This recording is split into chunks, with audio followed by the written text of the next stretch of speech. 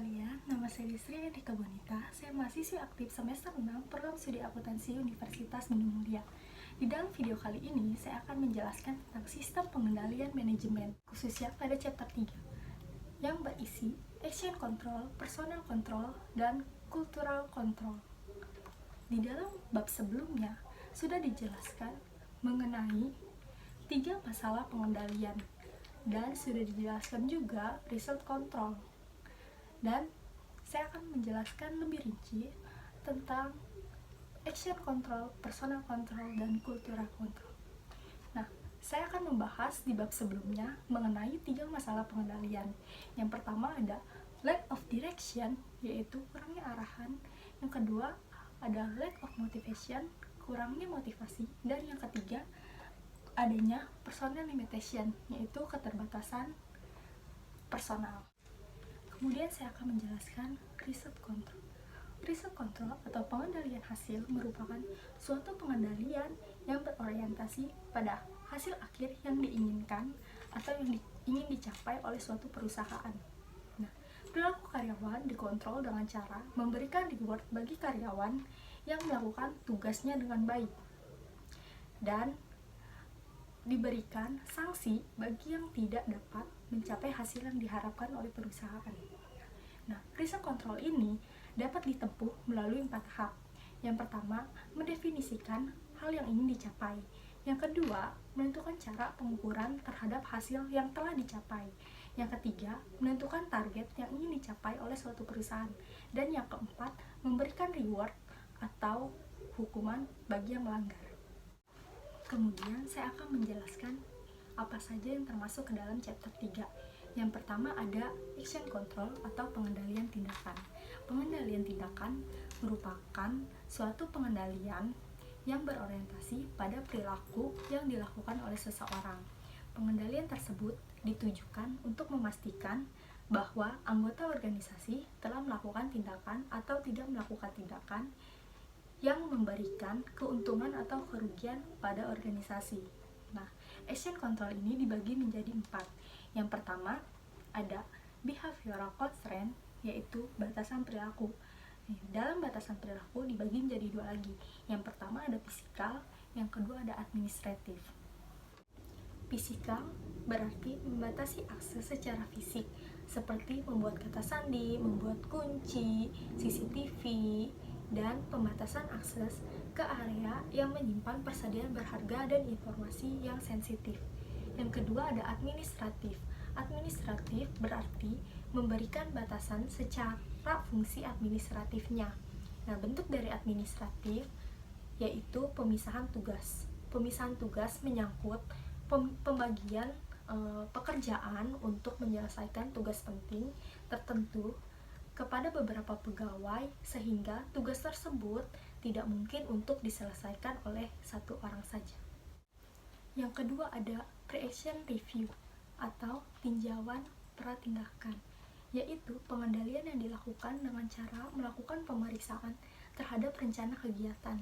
Pre-action review terdiri dari beberapa bentuk baik yang bersifat formal dan informal. Salah satu contoh formalnya yaitu perlunya memperoleh persetujuan atas pengeluaran uang untuk jumlah tertentu. Yang ketiga yaitu action accountability atau tindakan pertanggungjawaban. Action accountability, pengendalian yang dilakukan untuk memastikan agar tiap individu bertanggung jawab atas tindakan yang dilakukannya, dengan cara menentukan tindakan-tindakan yang boleh dilakukan dan yang tidak boleh dilakukan. Penerapan action accountability memerlukan langkah-langkah. Yang pertama, mendefinisikan tindakan-tindakan yang dapat diterima dan yang tidak dapat diterima. Yang kedua, mengkomunikasikan definisi dimaksud kepada pegawainya. Yang ketiga, melakukan observasi atau penyelidikan tentang apa yang terjadi.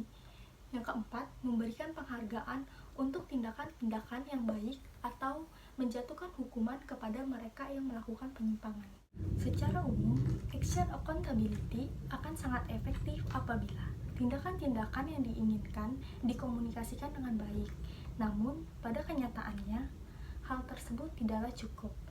Setiap individu pegawai harus memahami tentang apa yang perlu dilakukan dan merasa yakin untuk melakukan tindakan tersebut.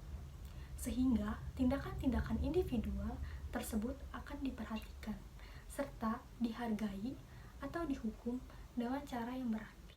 Yang keempat yaitu redundansi, dilakukan dengan menempatkan karyawan ataupun mesin-mesin dengan jumlah yang lebih besar dari kondisi ideal seperti sistem backup.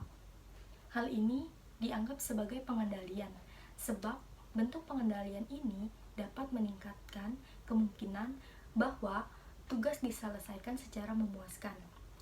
Redundansi umumnya diterapkan pada computer facilities, security function, dan critical operation. Namun, bentuk kontrol ini tidak diterapkan di area lainnya karena biayanya yang sangat mahal. Yang kedua ada personel control, pengendalian personel, yaitu digunakan untuk membangun kesadaran bagi setiap individu untuk berusaha mengendalikan diri sendiri. Nah, personel control ini dapat dilaksanakan melalui 3 metode. Yang pertama ada selection and placement, yang kedua ada training, dan yang ketiga ada job design. Yang pertama selection and placement, yaitu mencari orang yang tepat atau sesuai kriteria untuk melakukan pekerjaan yang sesuai. Yang kedua ada training. Training merupakan metode yang paling umum untuk membuat para pegawai melakukan pekerjaannya dengan baik.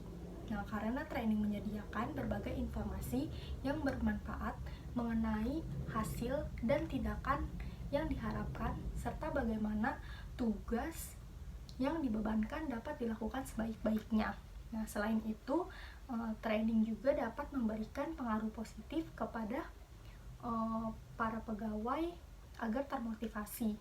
Nah, karena para pegawai dapat diberikan pengertian yang lebih besar tentang profesionalisme. Yang ketiga ada job design and provision of necessary resources. Nah, ini merupakan cara lain agar para pegawai bertindak secara layak adalah adanya jaminan bahwa pekerjaan dirancang sedemikian rupa sehingga para pegawai yang memiliki kualifikasi yang tinggi serta termotivasi. Nah, kemungkinan besar dapat meraih kesuksesan. Nah, beberapa perusahaan tidak memberikan pegawainya untuk meraih kesuksesan. Nah, petugas penjualan diberikan tugas terlalu banyak untuk menangani pelanggan, atau mereka tidak diperlengkapi dengan alat dan sumber daya yang memadai. Yang ketiga ada cultural control atau pengendalian budaya. Nah, pengendalian ini didesain untuk mendorong terciptanya mutual monitoring, yaitu sebuah tekanan bagi individu untuk mematuhi norma-norma dan nilai yang ada di dalam sebuah kelompok di mana ia berada. Nah, kultur kontrol ini ada 5 cara membentuk suatu kebudayaan. Yang pertama ada codes of conduct atau kode etik, yang kedua group based reward, yang ketiga intra-organizational transfer, yang keempat ada physical and social arrangement, dan yang kelima ada tone at the top. Yang pertama, codes of conduct atau kode etik, yaitu dapat berupa peraturan formal yang tertulis yang dapat berisi nilai-nilai perusahaan, komitmen, dan sebagainya. Yang kedua ada group based reward, yaitu dapat berupa pemberian reward kepada sebuah departemen atas pencapaian bersama dari seluruh anggota departemen tersebut. Nah, yang ketiga ada intra-organisasional transfer, yaitu berupa saling bertukar pengalaman antar departemen sehingga secara tidak langsung dapat meningkatkan kemampuan bersosialisasi antar individu.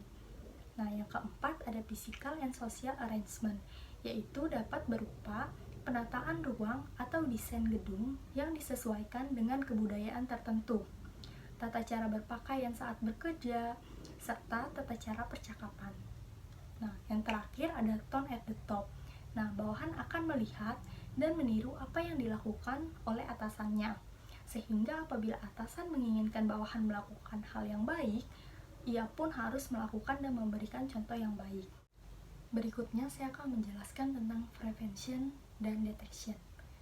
Nah, action control dapat juga diklasifikasikan apakah bersifat prevention atau mendeteksi perilaku yang tidak diinginkan atau detection. Pembeda ini penting karena pengendalian yang mencegah terjadinya kesalahan dan kekeliruan yang tidak diinginkan merupakan bentuk pengendalian yang paling kuat.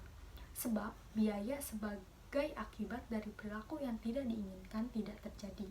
Detection berbeda dengan prevention, karena detection diterapkan setelah perilaku yang tidak diinginkan tersebut terjadi. Namun, detection dapat berjalan efektif apabila pendeteksian dilaksanakan secara tepat waktu dan menghasilkan penghentian perilaku yang tidak diinginkan serta koreksi terhadap pengaruh tindakan yang membahayakan. Kebanyakan action control ditujukan untuk pencegahan atau prevention, kecuali action accountability.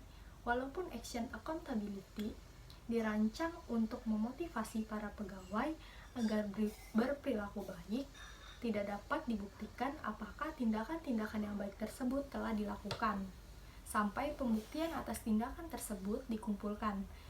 Namun, apabila pengumpulan bukti-bukti bersamaan waktunya dengan tindakan-tindakan yang dilakukan, maka action accountability dapat mendekati kepada pencegahan dari tindakan yang tidak diinginkan. Permasalahan action, personel, dan cultural control. Action control tidak dapat diterapkan secara efektif di setiap situasi. Action control akan efektif apabila kedua kondisi berikut ada. Yang pertama, manajer tahu aksi apa yang diharapkan dan yang tidak diharapkan.